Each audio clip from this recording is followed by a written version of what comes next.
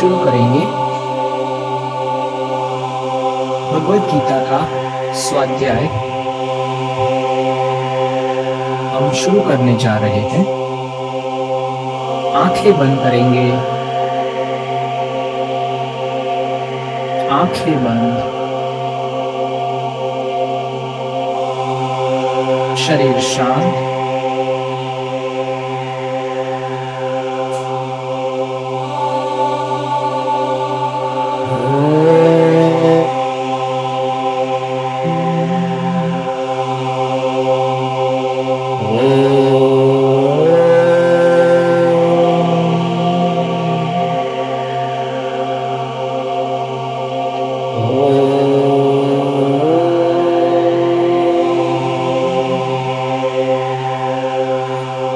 वसुदेवसुतं देवं कंसचाणूरमर्दनम् देवकी परमानन्दम्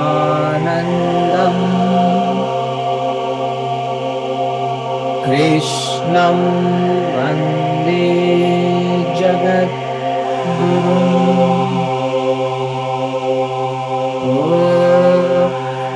शांति शांति शांति।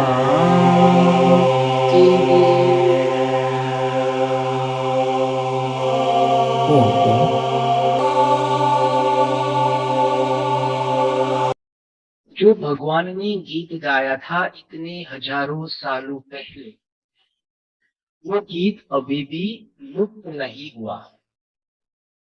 वो अभी भी शाश्वत तरीके से चल रहा है, पर हम उसको सुन नहीं पा रहे हैं क्योंकि हमारा जो मन है, हृदय है, मस्तिष्क है, वो अलग अलग जगहों पे बटा हुआ।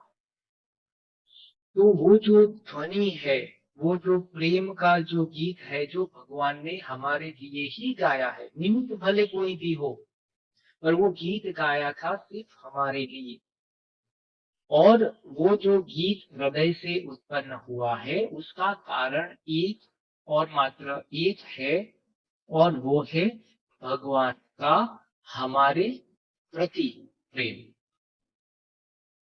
तो प्रेम की भावना से भगवान ने ये गीत गाया है, और वही गीत को हम कैसे गुनगुना पाए, कैसे जीवन के हर क्षण, हर आयाम में उसका ही चिंतन मनन कर सके, वो हम सीखने का प्रयत्न, ये जो छोटा सा हमारा जो 1 मंथ का जो क्लास है उसमें करने का प्रयत्न करने वाले हैं।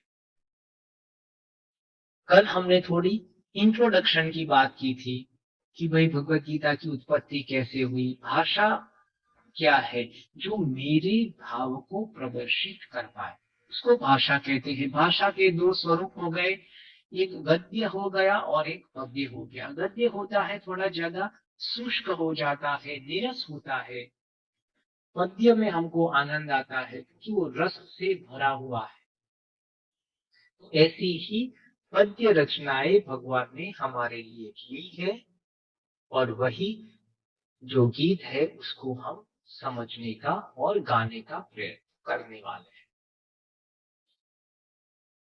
गीत गाने से क्या होगा, आनंद में रहने से क्या होगा, वो प्रश्न नहीं है। आनंद में रहना सीख लिया, गीत गाना सीख लिया, बहुत है। कई बार उसके अर्थ पता भी ना चले तो भी वो हमारे जीवन के हर क्षण को आंदोलित करने ही वाला है। इतना अद्भुत गीत, और वो भी अद्भुत भाषा में गाया गया है। वो भी बात हो गई थी कल। वो अद्भुत भाषा कौन सी है? संस्कृत। सुसंस्कृत करने वाली जो सम्यक स्थिति है, जो परफेक्ट लैंग्वेज है। तो जो गीत गाया है अगर वो परफेक्ट है तो उसकी अभिव्यक्ति भी परफेक्ट सम्यक तरीके से ही होनी चाहिए। तो इसीलिए उसको गाया गया भी संस्कृत भाषा में। तो वही गीत गाना, समझना, गुनगुनाना हम सीखने वाले हैं जीवन के हर क्षण में, और उसको ही हम योग बनाने वाले हैं। भगवत यो। और ये जो गीत है वो किसी और का नहीं, मेरा खुद का गीत है। माई भगवत गीता मतलब मेरी खुद की भगवत गीता मुझे बनानी है, मुझे समझनी है और जीवन में उसको लेके आगे बढ़ना है। दूसरी कल क्या बात हुई थी?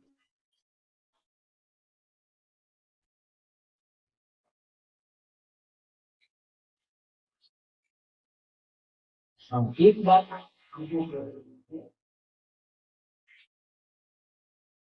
कि ये जो हम गीत गाना शुरू करते हैं तो फिर हमको पता तो होना चाहिए कि ये जो गीत है वो कौन से राग में गाया गया है ना।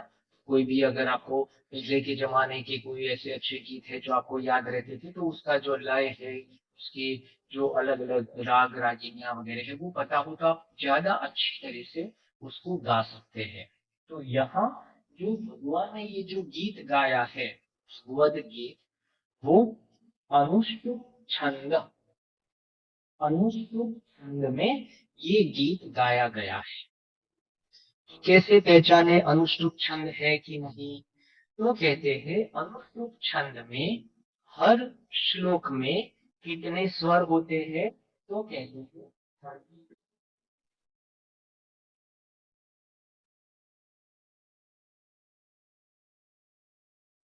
32 स्वराहा।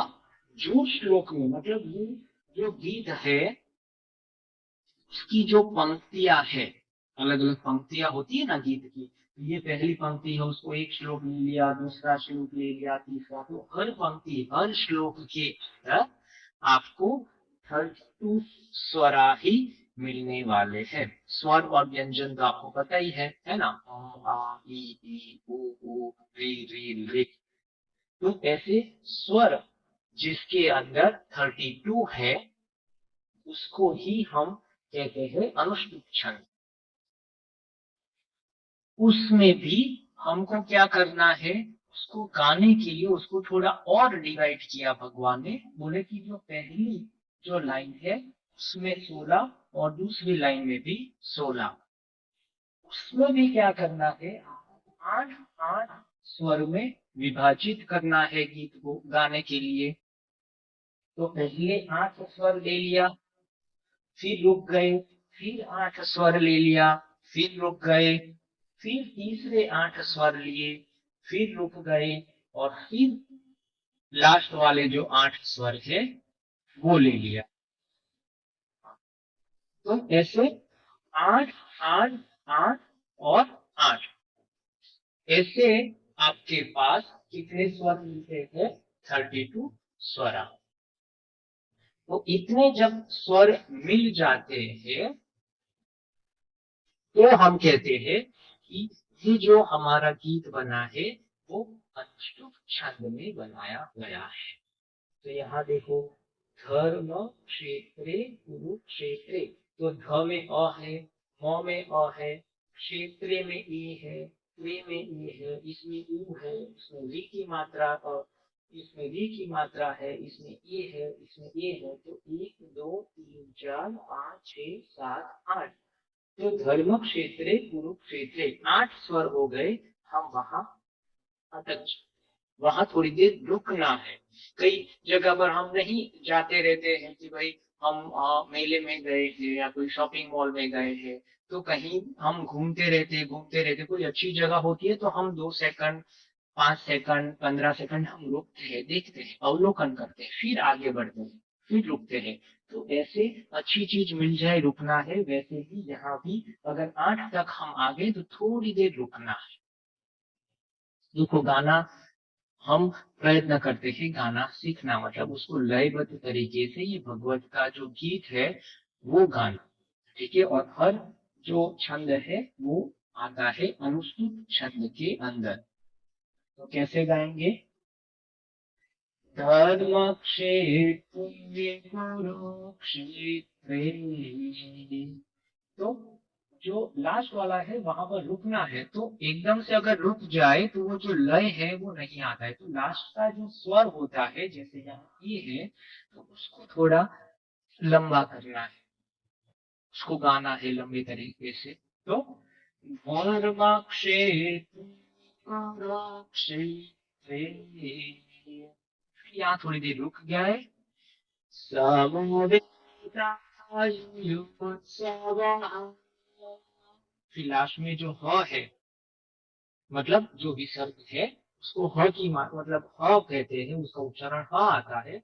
तो समवेतायुयुत्सवः, और उसमें भी स्वर का उच्चारण कैसे होता है, जो ह्रस्व होता है उसका ह्रस्व उच्चारण, और दीर्घ होता है उसका दीर्घ उच्चारण। अगर ह्रस्व आप 1 सेकंड गा रहे हो तो दीर्घ 2 सेकंड, मतलब उसकी मात्रा डबल हो जाती है। जितनी देर में आप ह्रस्व करते हैं उससे डबल आपको क्या करना है, दीर्घ का उच्चारण करना है। मतलब बड़ा अ या छोटा अ, बड़ा ई या छोटा ई, बड़ा उ या छोटा उ, है ना। और ए जो होता है वो तो हमेशा क्या होता है, वो दीर्घ ही होता है। तो धर्म क्षेत्र कुरुक्षेत्रे, ये ऊ की छोटी मात्रा है तो जल्दी से ले लिया, कुरुक्षेत्रे समवेता, यहाँ आ है तो बड़ी मात्रा है ताकि, तो समवेतायुयुत्सवः, यू और यू उसकी छोटी मात्रा है। पहला श्लोक है आपके पास भगवत गीता है तो साथ में रखनी है। और सबसे पहला जो श्लोक है उसकी ही हम बात करते, पहले अध्याय का पहला श्लोक, वहीं से हम भगवत गीता की शुरुआत कर रहे हैं। तो यही श्लोक हम शुरुआत का और सबसे लास्ट वाला उसका हम प्रयत्न कर रहे हैं गाना सीखने के लिए। तो भगवत गीता साथ में रखिए, या जो डिजिटल एडिशन है उसमें से भी आप देख सकते हो। धर्मक्षेत्रे कुरुक्षेत्रे समवेतायुयुत्सवः, फिर नीचे आ गए हम। तो मामकाः पाण्डवाश्चैव, यहाँ रुकना है। किमकुर्वत संजय, यहाँ रुक गए। और फिर पूरा साथ में अगर हम गा रहे हैं तो धर्म क्षेत्रे कुरुक्षेत्रे समवेतायुयुत्सवः, मामकाः पाण्डवाश्चैव किमकुर्वत संजय। तो ऐसे करके उसका उच्चारण करना है। तो संजय की दृष्टि से, मतलब कौन से दृष्टि पॉइंट से ये पूरा जो भगवत गीत जो सुनाया गया है वो संजय ने सुना है, ठीक है ना। तो ऐसे हम गा सकते हैं, या ऐसे गाना चाहिए। हाँ, तो बाद में भी हम रिपीटेशन करेंगे। मैं आपको वो MP3 वगैरह भी अपने ग्रुप में शेयर करूंगा, तो उसका बारंबार उच्चारण करिए तो आपको पता चलेगा कितनी मधुर भाषा है, कितना मधुर ये गीत है। जितना बारंबार उसका आप उच्चारण करते रहेंगे, गाते रहेंगे, तो अपने आप मधुर हो जाएंगे, आनंदित हो जाएंगे सिर्फ गाना गाने से ही। कई बार नहीं होता है कि हम बहुत ही दुखी है या बहुत ही थक गए हैं या कोई और चीज हो गई है, तो अगर हम अच्छे संगीत है, अच्छे जो गाने हैं, अगर उसको सुनते हैं तो भी हमारा मन जो है वो प्रफुल्लित हो जाता है, आनंदित हो जाता है। तो इसमें ये भी क्षमता है कि जैसा भी मन है, जैसा भी हृदय है, कुछ भी थकान है, अगर ये गाना आप सुनते लेते हो तो अपने आप आपको ये डिवाइन एनर्जी मिलना शुरू हो जाती है, क्योंकि ये डिवाइन सॉन्ग जो है वो है भगवत गीता। वो दिव्यता आप में अपने आप आ जाती है। उससे उल्टा भी है, जब आप आनंदित हो जाते हो, सुख से भर जाते हो, तब आप यही गीत गाना शुरू कर देते हो। कई बार नहीं होता है कि भाई आप देखते हो कि भाई ये है, ये बहन है या कोई भाई है, वो अपने आप आनंद में आ जाता है तो क्या करते हैं, कोई ना कोई अच्छा जो गीत है, कोई सॉन्ग है, अपने आप गाने लगते हैं, धीरे धीरे धीरे डांस करने लगते, मूवमेंट करने लगते अपने ही आप, क्योंकि वो आनंद का स्वभाव है, आंदोलन करना। तो जैसे ही आप आनंदित होते हो, अच्छे अच्छे जो ये दिव्यता की जो सॉन्ग्स है, जो गाने हैं, अपने आप अपने भीतर से प्रकट होने लगते हैं। और ये जब आप गाना सुनते हो तो अपने आप हम कैसे हो जाते हैं, आनंदित हो जाते हैं, दिव्य बन जाते हैं। तो दोनों तरह से ये जो डिवाइन सॉन्ग है वो हमको अपलिफ्ट करता ही है। और इसमें सॉन्ग है, ये हृदय है, उसमें बुद्धि को और मन को बीच में नहीं लाना है। ठीक है, तो ये हृदय से हृदय की बात है, भगवान और भक्त की बात है, तो आनंद आराम से उसको सुनते रहना है, गुनगुनाते रहना है, और पूरा जीवन हमारा दिव्य हो जाता है, क्योंकि ये डिवाइन सॉन्ग।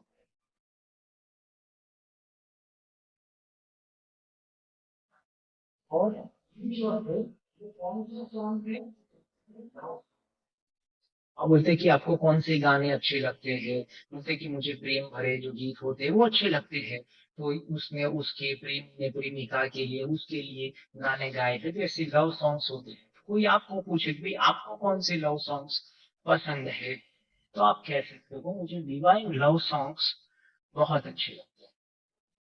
तो ये सारे डिवाइन लव सॉन्ग मतलब भक्त के प्रति, अपने मित्र के प्रति भगवान ने गाए हैं।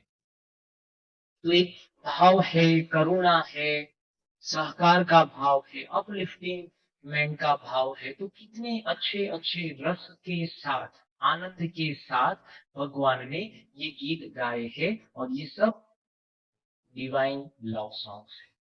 तो अभी जब आप इसमें माहिर हो जाएंगे, कोई पूछे कि आपको कौन से गाने अच्छे लगते हैं जब आप मूड में हो, मस्ती में हो, तो फिर आप, अगर आपको उसमें साधना में आगे बढ़ना है तो कह सकते हैं कि भाई श्रीमद् भगवत ने जो गीत गाए हैं, जो लव सॉन्ग डिवाइन लव है, जिसमें कोई स्वार्थ नहीं है, जिसमें कुछ लेना या छोड़ने का भाव नहीं है, बस मस्ती है, आनंद है, और स्व की और अध्यात्म की, और अगर कोई सॉन्ग हमको लेके जा सकता है तो वो भी है भगवत गीता। ठीक है, और कैसे गाना है वो भी हमने देख लिया है। सबसे पहला ये जो श्लोक है चैप्टर 1.1, और हम जाएंगे चैप्टर 18, लास्ट जो 18 है वो है, उसमें भी कौन सा है, 78। टोटल कितने श्लोकास है, कितने अलग अलग श्लोक है, तो कहते हैं 700। और बाकी की भी 18 अध्याय में ये पूरा जो भगवत योग है वो डिवाइड हुआ है। तो उसमें अगर टोटल हम देखने जाए तो कितने श्लोक हैं,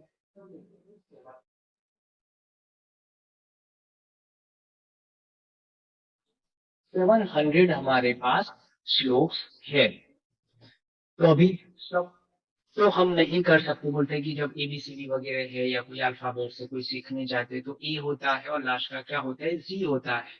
तो वैसे ही अगर हम पहला श्लोक और लास्ट वाला श्लोक भी कर ले तो भी एक बहुत बड़ी चीज, बोलते हैं कि हाँ मैंने पहला श्लोक भी पढ़ा है, और 18 अध्याय का जो लास्ट 78 श्लोक मतलब 700 वाला जो श्लोक है वो भी मुझे आता है, मतलब हृदय है। तो ये श्लोक तो हमको करना ही करना है। धर्म क्षेत्रे कुरुक्षेत्रे समवेतायुत्सवः मामका पांडवाश्चैव किम कुर्वन् संजय।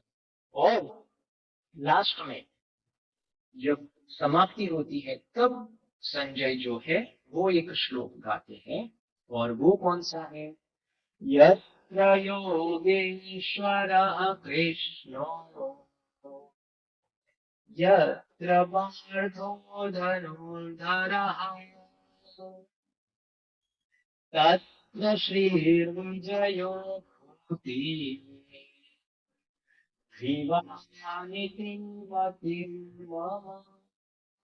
कि जहाँ ऐसे योग को समझाने वाले, जीवन को समझाने वाले गाइड होते हैं, फ्रेंड्स फिलोसोफर होते हैं कृष्ण जैसे, और जहाँ ऐसे मित्र होते हैं धनुर्धारी, मतलब सब तरह से स्किलफुल, सब तरह से सुनने वाला, रेडी, ऐसा पार्थ मतलब अर्जुन होता है, वहां यत्र यत्र कहा, तत्र श्री विजयो भूतिर, वहां तो विजय, सक्सेस, होगा ही होगा। जहां ऐसे दो लोग मिल जाते हैं तो वहां पर तो सक्सेस मिलने ही वाली है, सफलता मिलने ही वाला है, आनंद आने ही वाला है। और ऐसा क्या है, ध्रुव है जहां नीति है और मति बुद्धि सब कुछ वहां मिलने वाला है। मतलब चारों तरफ आनंद ही आनंद। जहां जहां ऐसे योग मिलता है, जैसे भगवान का जहां योग होते हैं और ऐसी योग करने वाले साधक होते हैं तो उनको सफलता मिलती ही मिलती है। और ये ध्रुव वाक्य है, कभी भी विचलित नहीं होने वाला शाश्वत वाक्य है। तो ये अगर दो श्लोक भी अगर हम कर दे 700 से, आज के लिए, आज का जो सेशन दो हम शुरू कर रहे हैं, तो उसमें हमको असाइनमेंट में क्या है जो लास्ट में दिया था, तो आज का असाइनमेंट सिर्फ इतना ही है कि हमको दो श्लोक कंठस्थ हृदयस्थ करने हैं, सबसे पहला और सबसे लास्ट को। बीच में तो हम कहीं ना कहीं कुछ ना कुछ एडजस्ट कर लेंगे, आज नहीं तो कल, कल नहीं तो बाद में, ठीक है। पर हमने रेखा तो बना दी कि ये मेरा सिलेबस है, मेरा 700 जो श्लोक है, जो गीत है, वो मुझे याद करना है और उसके हिसाब से ही मुझे पूरा जीवन व्यक्त करना है। बीच में फिर जितने भी हमको याद रहेंगे करेंगे वो दूर की बात है। शुरू तो कर दें। शुरू कहाँ से करना है, धर्म क्षेत्र कुरुक्षेत्र 1.1 और लास्ट वाला 18.78 और गाकर सुना सके ऐसे। जब भी हम बैठेंगे लास्ट में, फ्राइडे को हम देख रहे हैं कि थोड़ा ज्यादा क्वेश्चन आंसर और ये सब बातें हो, तब आपको फिर आपको सुनाकर बताना है हर, ठीक है। तो यत्र योगेश्वरः कृष्णो यत्र पार्थो धनुर्धरः तत्र श्रीर्विजयो भूते ध्रुवनिधिर्मतिर्मम। तो यहाँ तक हमने क्या हुआ, सिलेबस की बात की, या इतना हमको सीखना है। टाइम हमारे पास लिमिटेड, तो हम प्रयत्न करेंगे कैसे उसके बीच का रास्ता हम निकाल पाए। ये दोनों जो श्लोक है हमारे संजय की दृष्टि से हमें बात हुई थी कि ये जो पूरा जो गीत है या जो पूरा जो योग है, उसमें एक जो है वो ऑब्जर्वर है, जो भी घटनाएं घटित हो रही है उसको ऑब्जर्व करने वाली एक एंटिटी है, और इसको नाम देते हैं संजय। दीर्घ दृष्टि है और सम्यक दृष्टि है, कोई पक्ष और विपक्ष नहीं है, जैसा हो रहा है वैसा देखने की शक्ति, उसको संजय शक्ति या संजय दृष्टि के नाम से हम जानते हैं। तो आगे भी जब बात होएगी, जब संजय दृष्टि की बात हो, जो सम्यक दृष्टि, परफेक्ट, जो मूल्यांकन कर सके ऐसी फैकल्टी है कि अगर हम बात करें तो वो आएगी संजय दृष्टि। जो है वो है, जो नहीं है वो नहीं, जो सत्य है उसको वहां पर प्रतिपादित, वहां पर दिखाया जा रहा है, या उसको हमारे साथ बांटा जा रहा है। कोई मिलावट नहीं हो रही है। जैसे साक्षी होता है, साक्षी कैसे तटस्थ होकर जो भी घटनाएं घट रही है उसका मूल्यांकन, ये हो रहा है। तो ये भी एक अलग पर्सपेक्टिव से भगवत गीता को या मेरे पूरे जीवन को जानने के लिए एक दृष्टि की जरूरत होती है, और वो है संजय दृष्टि। उसके ऊपर भी हम आगे बात करेंगे, ये हमको ध्यान में रखना है। दो कैरेक्टर है, एक है अर्जुन और दूसरे है भगवान। एक भक्त है, दूसरे भगवान है। एक शिष्य है, एक गुरु है। एक विद्यार्थी है, एक शिष्य है। एक भटका हुआ मुसाफिर है और एक गाइड है, मार्गदर्शक है। अलग अलग अलग पर्सपेक्टिव से हम दोनों का मूल्यांकन कर सकते हैं। अर्जुन है, या उसका जो पात्र है, या जो हमको बताने वाला है, वो क्या है कि भाई ये भटक गया है, रास्ते से भटक गया है, तो ऐसी उसकी कंडीशन है। तो वहां पर कौन होता है, साधक होते हैं, हम होते हैं। अगर कोई रोल चाहिए या हमारे जीवन को हम मूल्यांकन करना चाहते हैं, तो हमको कौन सी जगह पर बैठना है? तो कहते हैं हमको अर्जुन की जगह पर बैठना है, क्योंकि वो साधक की जगह है और हम भी साधक है, हमने साध्य को प्राप्त नहीं किया। और हमारा साध्य क्या है, हमारा मोक्ष क्या है, हमारा परम कल्याण क्या है? तो कहते हैं भगवान श्री कृष्ण। यहाँ श्री कृष्ण हमारे लिए वो साध्य बनकर, हमारे मार्गदर्शक बनकर हमारे सामने उपस्थित हुए हैं। वैसे दो कैरेक्टर में हमने ये भगवत गीता को समझने का प्रयत्न करेंगे और तीसरी दृष्टि रखेंगे संजय की दृष्टि की, साक्षी भाव से दोनों के बीच में जो भी हो रहा है उसको हम देख पाए। जीवन में भी यही दृष्टि, तो अर्जुन दृष्टि होती है, संजय दृष्टि, और फिर भगवान की दृष्टि कि जो देने वाला है, जो दानी है, जो गाइड कर रहा है, जो हेल्प कर रहा है, या हमारा जो अल्टीमेट जो लक्ष्य है, जो हमको हमारे पास खींच रहा है, उसके ऊपर हमारी दृष्टि होनी चाहिए। मतलब हमको वो ध्यान में रहना चाहिए, मुझे एवरेस्ट पर जाना है या मुझे यहाँ से कोई और डेस्टिनेशन पर जाना है, तो वो मुझे ध्यान में तो होना चाहिए कि भाई मुझे कहाँ पहुंचना है।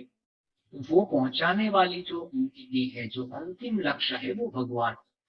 उससे आगे या पीछे हमको और कुछ भी चाहिए नहीं। भगवान का मतलब है परम कल्याण, आनंद की प्राप्ति, सारे सुखों का जो स्थान है, वो वहां पर मुझे जाना, पूर्ण स्वास्थ्य चाहिए, आत्म साक्षात्कार चाहिए, अल्टीमेट फ्रीडम चाहिए, मोक्ष चाहिए, जो जो भी है वो हमारे लिए गोल क्या है? वो भगवान, वो दृष्टि हमेशा ध्यान में, नहीं तो भटकने का चांस रहता है छोटी मोटी चीजों में, फिर हम बैठ जाते हैं। तो कभी भी सेटल नहीं होना है, बैठ नहीं जाना है। हमारा लक्ष्य जो हमने बनाया हुआ है कि ये ही चाहिए, उससे थोड़ा भी कम हम वहां पर सेट नहीं होंगे। हमको और आगे हम बढ़ते रहेंगे। तो अल्टीमेट हमारा जो लक्ष्य है वो क्या है? वो है हमारे भगवान। और जो चलने वाला है वो है अर्जुन। और एक सम्यक दृष्टि जो हमारे साथ हमेशा रहती है, जैसे सीसीटीवी में कैसे हर चीज अपने आप रिकॉर्ड होती रहती है विदाउट एनी फिल्टरेशन, कोई भी इंटरप्रिटेशन के बगैर, जैसा है वैसा है। वो भी हमको जरूरी होता है कि भाई मूल्यांकन कैसे होगा? पहले आप मोटे थे, फिर ये जगह पर आप गए और फिर पतले हो गए। पहले आपके पास पैसे नहीं थे, उसके बाद आप पैसे वाले हो गए। पहले ये थे, आपके पास ज्ञान नहीं था, अब अभी आपके पास ज्ञान हो गए। पहले आप में ये था, अभी ये हो गया। वो मूल्यांकन करने के लिए कोई एक स्थिर जगह तो चाहिए, जो भूतकाल को, वर्तमान को, भविष्य को, तीनों को मेजर कर पाए, बेंचमार्क बना पाए। तो वो दृष्टि हो संजय दृष्टि। उसके ऊपर भी हम जाएंगे कि वो कैसे बना पाए कि एक दृष्टा भाव से उसका मूल्यांकन कैसे होता रहे, एक एक क्षण में दृष्टा कैसे बना जाए, एक एक क्षण में हम साधक कैसे बन पाए, एक एक क्षण में जो हमारा अल्टीमेट गोल है उसको नजर के सामने कैसे रखा पाए। जैसे ये जो त्रिपुटी है, तीनों का जो संयोग है, और उसमें हमको पूरे जीवन की यात्रा करनी। कल बात हुई थी अर्जुन के बारे में, विषाद योग। शुरुआत होती है विषाद योग से, और अंतिम जो लक्ष्य 18वां जो अध्याय है वो मोक्ष से। तो विषाद क्या है और मोक्ष क्या है? मेरे लिए विषाद क्या है, मेरा दुख क्या है, और मेरे लिए दुखों से मुक्ति, परम सुख, परम कल्याण क्या है, वो मुझे तय करना है। तो वो असाइनमेंट लास्ट में दिया था, तो उसके ऊपर आपको काम करना है। फ्राइडे को उसके ऊपर हम बात करेंगे। अभी यहाँ चलते हैं 1.28। ठीक है, 1.28 क्या है? तो ये श्लोक में अर्जुन जो है, यहाँ से उसकी विषाद योग की शुरुआत होती है। दृष्ट्वा स्वजना कृष्ण युयुत्सं समुपस्थिता सीदन्ति मम गात्राणि मुखं च परिशुष्यति। तो यही व्यथा जो दुख है वो अर्जुन यहाँ पर बताता है अपने मित्र को कि मेरे अपने ही या मेरे स्वजन या मेरे फैमिली मेंबर सबको मैं यहाँ पर देख पा रहा हूँ, ये सब यहाँ पर उपस्थित हुए हैं और उसके बाद यहाँ पे शुरुआत होता है 1.28, 29, 30। वो समझना है विषाद क्या होता है। विषाद के साथ दुख के साथ जो मेरा योग हो गया है उसको समझने का प्रयत्न। तो सारे शरीर के जो अवयव है पिघल गए हैं, गल गए हैं, जैसे है ही नहीं। मुखम च परिशुष्यति, मुख में जैसे पानी है ही नहीं, और जैसे आपको कैसे मतलब पूरा शोष हो रहा है, आप में कुछ बोलने की क्षमता नहीं है, पानी के बगैर आप कैसे फड़फड़ा रहे हो, मृत्यु के जैसे नजदीक पहुंच गए हो, ऐसी स्थिति। आगे बात करते हैं, फिर उसको चक्कर आ रहा है, सब गोल गोल घूम रहा है, उसका जो धनुष है, सारे जो यंत्र है, उसके साधन सामग्री सब कुछ उससे नीचे गिर जा रहा है और वो पूरा रथ में नीचे गिर जा रहा है। तो ऐसी स्थिति उसकी हो जाती है ये परिस्थिति में, और वही परिस्थिति को हम कहते हैं विषाद योग। ऐसे दुख मतलब इतना बड़ा दुख आपके ऊपर, ऐसी बड़ी विपदा आपके पास हो जाती है कि आपका पूरा गला सूख जाता है, आपके सारे अंग जो है लग रहा है कि अंग है ही नहीं या पूरे गल गए हैं, मेरा व्यक्तित्व ही नहीं रहा है, मैं खड़ा भी नहीं हो पा रहा, मैं बैठ भी नहीं पा रहा, मैं सो भी नहीं पा रहा, मैं कुछ करने की अवस्था में भी नहीं। पूरा अंधेरा छा गया है, पूरा दुनिया जो है गोल गोल घूम रही है, ऊपर जा रही है, नीचे जा रही, क्या हो रहा है मुझे पता ही नहीं चल रहा। ऐसी विपदा में आप चले जाओ, आपके साथ हुआ होगा कि ऐसी विपदा में, ऐसे जहां बुद्धि मन कुछ भी काम नहीं करता, आपके आसपास कौन है कोई नहीं है पता भी, किसी को फिजिकली कोई एक्सीडेंट हुआ होगा, किसी को कोई ऐसे समाचार मिले हैं कि जो उसने एक्सपेक्ट नहीं किए हैं बहुत बड़े, तो जो आघात की जो लागत होती है पूरा हृदय जैसे बैठ जाता है। ऐसी स्थिति में हम सब कहीं ना कहीं कभी ना कभी बैठे, ऐसे ही स्थिति अर्जुन की हो गई, वो विषाद में घिर गया। उसको ही कहते हैं विषाद, विशिष्ट रूप, विशिष्ट रूप से ऐसा दुख उसको मिला जिससे बाहर आना उसके लिए रास्ता ही नहीं रहा, बाहर आ ही नहीं सकता। तो वो पूरी जो बात है वो पहले अध्याय में हमको देखने को मिलती है, समझने को मिलती है कि जो विषाद योग, जो अध्यात्म की शुरुआत होती है विषाद योग से, तो विषाद योग होता कैसा है वो हम यहाँ पर देखते हैं। तो पूरा उसका अस्तित्व है पूरा मिट्टी में मिल जाता है, उसकी बुद्धि, उसके जो भी मतलब उसके जो महारथी होने का जो घमंड था, उसके पास साधन संपत्ति मतलब गाड़ी वगैरह धनुष वगैरह क्या है, मेरे पास गाड़ी है, बंगला है, फैक्ट्री है, ये सारी जो मटीरियलिस्टिक चीजें है वो सब चली जाती है। जिसको वो अपना शरीर मान रहा था वो शरीर भी उसके हाथ में नहीं है, उसको अनुभव ही नहीं हो रहा है, जैसे वो जैसे हिल गए हैं, जैसे गायब हो गए हैं। जैसे कई बार हम अंधेरे में होते हैं या कोई ऐसी अनुभूति में चले जाते हैं तो सब जगह अंधेरा ही अंधेरा छा जाता है, हम देखते हैं कि मेरा शरीर, तो हम ऐसे नहीं, तो शरीर भी नहीं मिल रहा है, बोलने का प्रयत्न करते हैं हम बोल नहीं सकते, बोलने की क्षमता, या बोलते हैं तो लगता है कि हम बोल नहीं रहे, कोई सुन नहीं पा रहा है, पूरा गला सूख रहा है, पसीने से हम पूरे ऐसे बैठ गए हैं, पूरा पसीना पसीना थक गए हैं, और मैं बैठा हूँ या खड़ा हूँ पता ही नहीं चलता, सो रहा हूँ बैठा हूँ, स्थिति का, समय का, जगह का, अपने शरीर का, मन है, सोचना चाहता हूँ तो मन नहीं है मेरे पास, बुद्धि नहीं है कि भाई अच्छा हो रहा है, वैसे निश्चयात्मक बुद्धि भी नहीं है जो निश्चय कर पाए कि भाई हो क्या रहा है, बोलने वाला कोई समझाने वाली जो बुद्धि है वो भी तो नहीं है मेरे पास। शरीर है जिससे मैं अपने अस्तित्व को बांधा हुआ था, मेरे अस्तित्व का जिसको मैं हाथ बता रहा था, जिससे मैं मूल्यांकन कर पाऊं कि भाई मेरा शरीर है तो मैं हूँ, मेरे मन में विचार है तो मैं हूँ, मेरी बुद्धि से मुझे पता चल रहा है, फैकल्टी से, बुद्धि की फैकल्टी से कि भाई ये दिन है रात है, या आपको ऐसे कोई प्रॉब्लम्स हुए, इसे समझाने वाला भी नहीं है, मैं ऐसे देखता रहता हूँ पागल की तरह। अंधेरा है, प्रकाश भी नहीं, प्रकाश है या अंधेरा है वो भी नहीं पता है, या प्रकाश किसको कहते हैं, अंधेरा किसको कहते हैं, वो समझने वाली बुद्धि ही नहीं।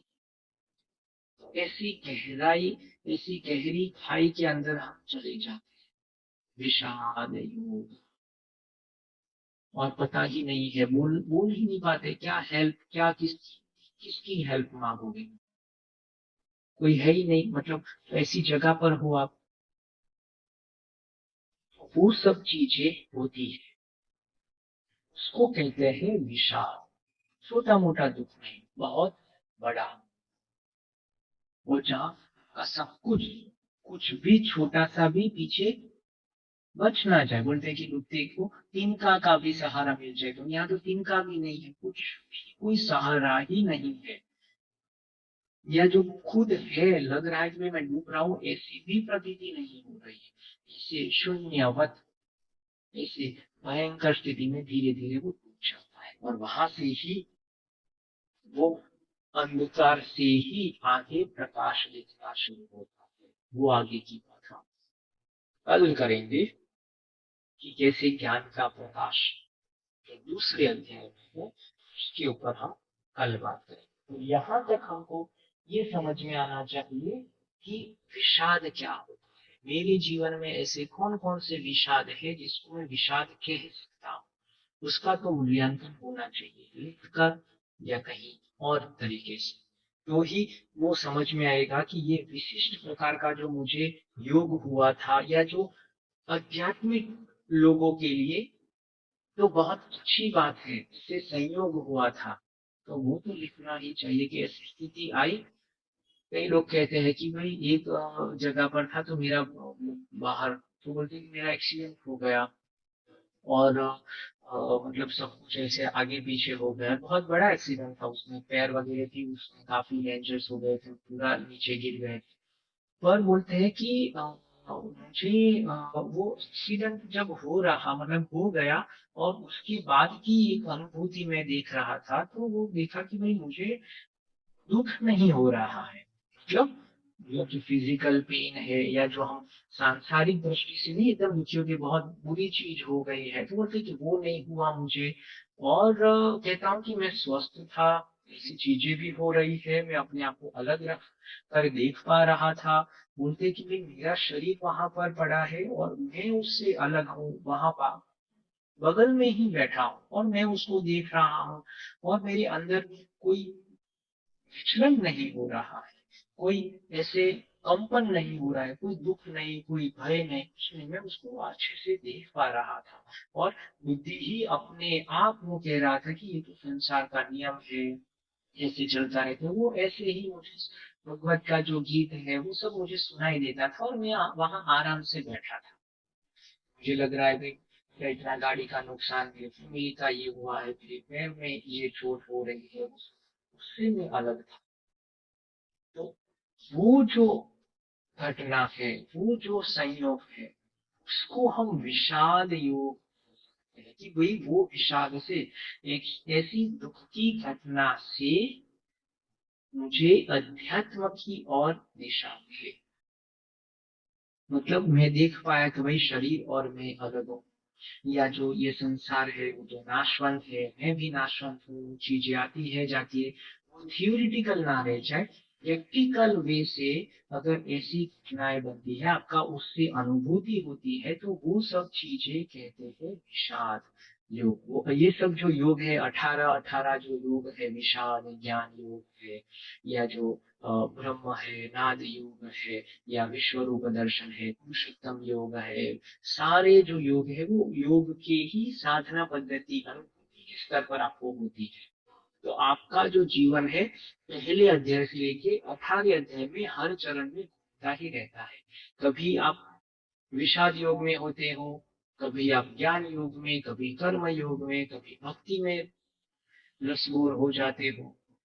चलता ही रहता है जीवन, पूरा ये जीवन का गीत है, मेरे जीवन का। वो ये भगवत गीता से हम उसको समझ सकते हैं, और जब हम समझ लेते हैं, समाधान हो जाता है प्रश्न का, तो आनंद मिलता है। तो इसीलिए उनकी शुरुआत जो होती है अर्जुन की, विषाद से होती है, दुख से होती है, प्रश्न से होती है, पर उसका जो एंडिंग है वो कहाँ पर है? नष्टो मोहः स्मृतिर्लब्ध्वा त्वत्प्रसादान्मयाच्युत स्थितोऽस्मि गतसन्देहः करिष्ये वचनं तव। 18.73। तो 18वां अध्याय का 73 श्लोक अर्जुन ने गाया है, लास्ट श्लोक। शुरुआत उन्होंने कहाँ से की है? विषाद योग की 1.20। उससे पहले तो सिर्फ वो मूल्यांकन के लिए कहते कि दोनों सेना के बीच में मुझे जाना है, स्थिति का अवलोकन करना है, वो सब देखता है। उसके बाद उसकी मतलब विषाद की शुरुआत होती है यहाँ से। 1.28 से शुरू होती है अर्जुन की भगवत गीता। हमें तो संजय दृष्टि वगैरह संजय समझाता है, शुरुआत तो 1.28 से होता है, उसके प्रश्न के या उसके दुख का, और उसका समाधान लास्ट में अब खुद के स्तर पर, खुद की बुद्धि से वो मानता है कि अभी मुझे मेरे संशय था, मेरा जो मोह था, क्योंकि मोह से शुरू हुई, दृष्टवे माम स्वजनम कृष्ण। तो प्रश्न क्या था? उसको मोह हुआ था, और वो मोह का नाश हो गया। तो बीच के जो 16 जो अध्याय है, वो 16 अध्याय में उसको सुनते सुनते सुनते क्या हो जाता है, उसके मोह का मतलब जो उसकी बीमारी थी, जो अशुद्धि थी, वो चली जाती। तो नष्टो मोह स्मृति लब्धा, उसकी जो बुद्धि थी, स्मृति थी, वो अच्छी तरह से चल नहीं रही थी, उसकी बुद्धि जो होना चाहिए निश्चय नहीं ले पा रही थी, तो वो वापिस आ गई, उसकी बुद्धि वापिस आ गई, अच्छे से अभी जीवन जीने लगा। तो जो मोह का जो आवरण था वो धीरे धीरे निकल गया। तो जब हम आगे भी बात करेंगे, तो हमारे लिए कौन सी अड़चन है, जैसे हमारे समय में बात हुई थी कि भाई विषाद योग है, तो विषाद मुझे किससे? फिजिकल पेन है, मेंटल है, सामाजिक प्रश्न है, तो उसको हम लेते हैं, और फिर लास्ट में वो गया कि नहीं, हेय हेय हेतु हानोपाय और हान, ऐसे 4 स्टेप्स में हम अपने प्रश्नों का निराकरण लाने का प्रयत्न करेंगे। तो वो फ्रेमवर्क क्या है, कैसे काम करना है, वो सब कल देखेंगे। और यहाँ पर देखो, उसका मोह से, उसके प्रश्न से, उसके दुख से, उसके रोग, अगर आध्यात्मिक रोग अगर बताया जाए, तो उसको आध्यात्मिक रोग हुआ था, और उसका नाम था मोह। वो मोहवश कि ये तो मेरे ही परिवार के सदस्य, ये मेरा है, वो दूसरे लोग होंगे, ये मेरे परिवार है। तो वो सब जो उसको मैं और मेरे के बाद में मोहवश जो घिर गया था, उससे ही पूरा उसको विषाद में चला गया था। उसका नाश करते हैं भगवान, उसके रोग की चिकित्सा करते हैं, उसके मूल का नाश करते हैं। तो अगर हेल्थ के पर्सपेक्टिव से देखें, तो भी हम इसमें आगे जा सकते हैं। कृष्ण के पर्सपेक्टिव से देखे, ज्ञान योग से, तो भी योग के पर्सपेक्टिव से देखे कि कौन सी अशुद्धियां थी, तो भी हम कहते हैं कि ये अशुद्धि। तो ऐसे अलग अलग तरीके से हम उसको समझने का प्रयत्न करने वाले हैं। ठीक है, तो ये बात हो गई। पहला और लास्ट वाला जो संजय ने बताया है, वो 2 श्लोक, और दो 1.28 अर्जुन का, और 18.73 ये हम सीखने वाले हैं, मतलब ये हमने आज सीखा है उसको हमको याद करना है, वो अर्थ का और उसके भावार्थ को समझने का प्रयत्न करना है। आज सेशन हमारे 2 में अभी कैसे फ्रेमवर्क है, कैसे यात्रा आगे बढ़ानी है, वो सब हम कल करेंगे। ठीक है? तो 10 मिनट के लिए हम भगवत ध्यान करेंगे, ध्यान का अभ्यास करेंगे। जब हम स्वाध्याय करते हैं, ज्ञान योग करते हैं, जो भी हमने सीखा है उसको श्रवण किया है उसको मनन करना और फिर उसका निधिध्यासन करते हैं, तो वो ज्ञान और गहराई में जाकर बैठ जाता है। मैं हृदय की गहराई में बैठ कभी भी जाता नहीं है। तो उसका छोटा सा अभ्यास 10 मिनट के लिए हम करने वाले हैं, जिसको हम भगवत ध्यान, तो हर सेशन के लास्ट के 10 मिनट हम ध्यान करेंगे, और सेशन के बाद अगर किसी को प्रश्न है तो वो रुक सकते हैं। 10-15 मिनट के लिए हम क्वेश्चन आंसर भी कर सकते हैं। ठीक है, तो आंखें बंद करेंगे।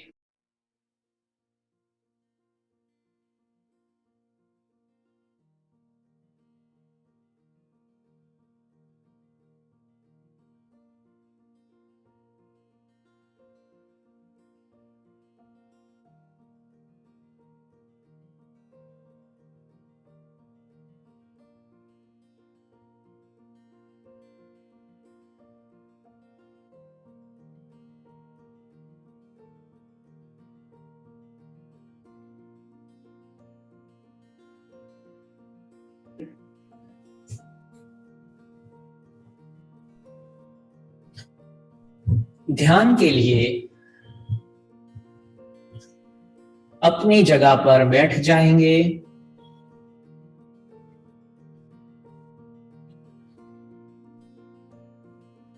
ध्यान, मेडिटेशन या निधिध्यासन के लिए अपना स्थान ग्रहण कर लेंगे। आंखें बंद ही रखेंगे। घड़ी, चश्मे अगर हो तो उसको निकाल देंगे। 10 मिनट के लिए हम भगवत ध्यान का अभ्यास करने वाले हैं।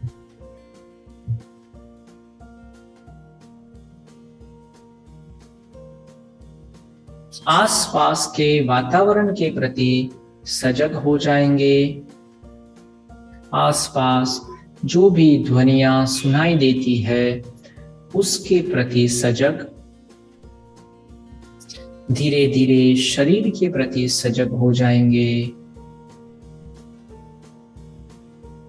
मेरा पूरा शरीर सिर से पैरों तक, पैरों से सिर तक शांत हो रहा है, शिथिल हो रहा है।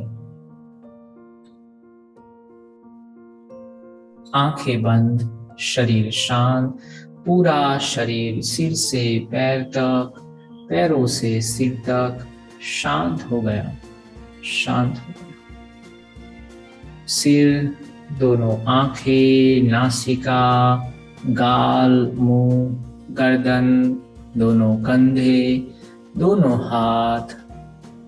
हाथ शिथिल हो गए। पीठ, पूरी पीठ, छाती, छाती का भाग, पेट, कमर, कमर के नीचे का भाग, दोनों पैर, मेरे दोनों पैर शिथिल हो गए, शांत हो गए।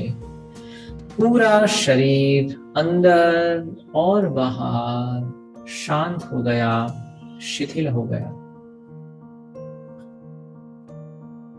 भगवद योग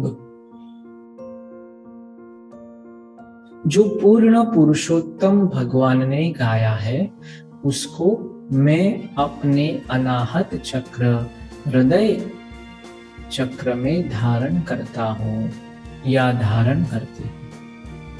उनका आशीर्वाद, उनका प्रेम, उनकी दिव्यता मेरे हृदय में धीरे धीरे धीरे ग्रहण कर रहा हूं। कितना मधुर और सुंदर ये गीत भगवान ने गाया है उसका रसपान करना, उसको सुनना, बारंबार सुनना, गुनगुनाना मेरा स्वभाव हो गया। जब भी मैं आनंद में होता हूं, मैं भगवत गीत, डिवाइन लव सॉन्ग गाता हूं। जब मुझे कोई परेशानी होती है, जब मैं समस्याओं से घिर जाता हूं, घिर जाती हूं, तब भी यही प्रेम गीत गुनगुनाता हूँ, सुनता हूँ, गाता हूँ, नाचता हूँ, खेलता हूँ, कूदता हूँ। बस भगवान ने गाया ये गीत हृदय में हमेशा चलता रहता है। उनकी बांसुरी की आवाज, उनके मधुर स्वर हमेशा मेरे जीवन को प्रभावित करते हैं, आगे बढ़ाते हैं, दिव्यता और आनंद ही आनंद प्रदान करते हैं। कितना अच्छा संकल्प मैंने ये नए साल में ले लिया कि भगवान ने बताए हुए नीति नियम से मैं अपना जीवन आज से ही इसी क्षण से शुरू करने जा रहा हूँ, शुरू करने जा रही हूँ। इतना अच्छा संकल्प मैंने हृदय में धारण कर लिया। अभी तो मेरा पूरा जीवन ही भगवान का गाया गीत बन जाए और मैं उसको गाने वाला ना रह जाऊं, सिर्फ गाना ही रह जाए। कोई त्रिपुटी ना रह जाए, एक ही हो जाए, द्वैत से अद्वैत। मैं गाने वाला और गाना, और जिसके बारे में मैं गाता हूं वो भगवान कोई और, तो इतना भी अंतर मुझे नहीं चाहिए। तो भक्त, भगवान और भक्ति, गायक, गाना और ये जो गे, तीनों एक ही हो जाए। मैं ही वो गाना क्यों ना बन जाऊं, मेरा पूरा जीवन ही वो दिव्य सॉन्ग क्यों ना बन जाए। मैं ही प्रेम गीत, मेरा उठना, बैठना, चलना, खाना, पीना, सोना, बातें करना, हंसना, रोना, बस भगवान के गीत ही बन जाए, मेरे ही गीत बन जाए। जीवन गीत, जीवन गीत, पूरा जीवन भगवान के गीत को मैं गाता रहूं। वही मेरा ये नए साल का और हर साल का संकल्प हो गया। मैं मधुर सरोवर में स्नान कर रहा हूँ, डुबकी लगा रहा हूँ। पूरा शरीर, मन, प्राण, बुद्धि सब मधुर हो गया, दिव्य हो गया। डिवाइन सॉन्ग गाते गाते गाते मेरा शरीर भी वही गाना गाता है, मेरा मन भी वही गाना, चलते फिरते बस उससे अलावा और कुछ ना रह गया। आनंद ही आनंद, आनंद ही आनंद, आनंद ही आनंद। वही आनंद को फिर से हृदय में धारण करके आज का हम ध्यान यहीं समाप्त करते हैं, स्वाध्याय भी समाप्त करते हैं। शांति पाठ। ओ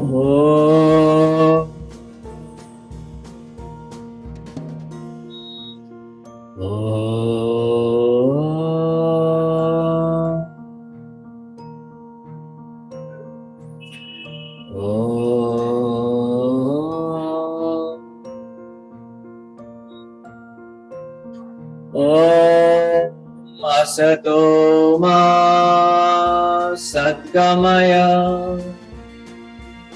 तमसो मा ज्योतिर्गमय, मृत्योर्मा अमृतं गमय। ॐ सहना भवतु।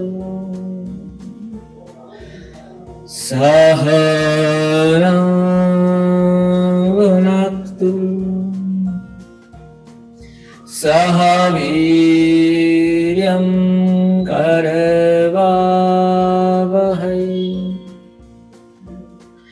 तेजस्विनावधीतमस्तु मा विद्विषावहै ॐ शान्तिः शान्तिः शान्तिः। ओम। सबका धन्यवाद। सेशन को यहीं समाप्त करते हैं। कल फिर इसी समय पर मिलेंगे। प्रश्न है तो रुक सकते हैं।